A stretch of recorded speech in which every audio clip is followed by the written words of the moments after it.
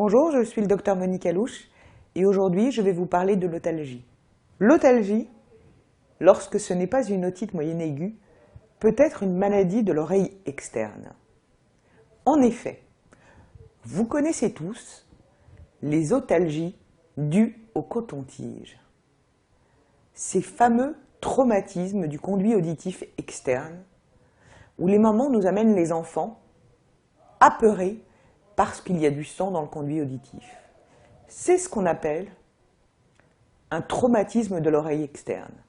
Voilà un exemple d'otalgie externe. Les lésions traumatiques de l'oreille externe peuvent être donc du bénin, comme le coton-tige, au très important comme les fractures.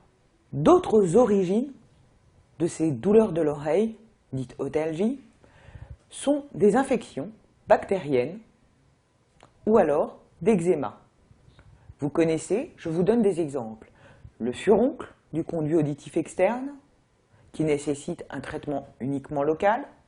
L'eczéma du conduit auditif externe, où les gens ont toujours envie de se mettre quelque chose dans l'oreille pour se gratter. Et non, ne le faites pas, vous aggravez les choses.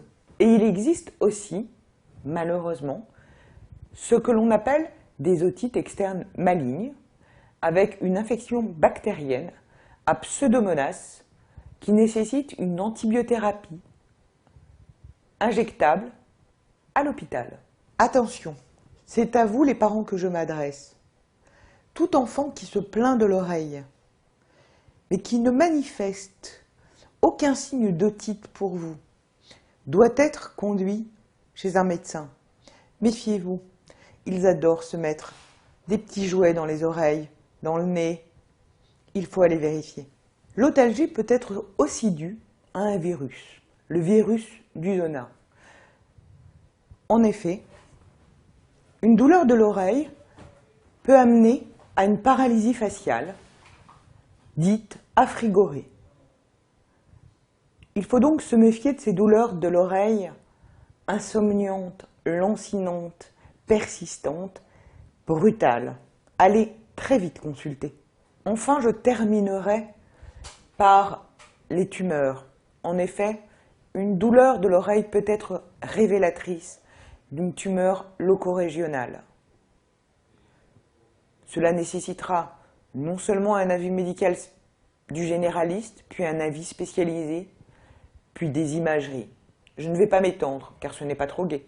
En conclusion, l'otalgie peut être révélatrice de plusieurs maladies. Une maladie de l'oreille externe, une maladie de l'oreille interne, une maladie de l'oreille moyenne.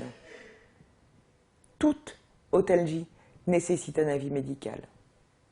J'espère que cet item vous a plu et je vous donne rendez-vous au prochain, c'est-à-dire l'otite.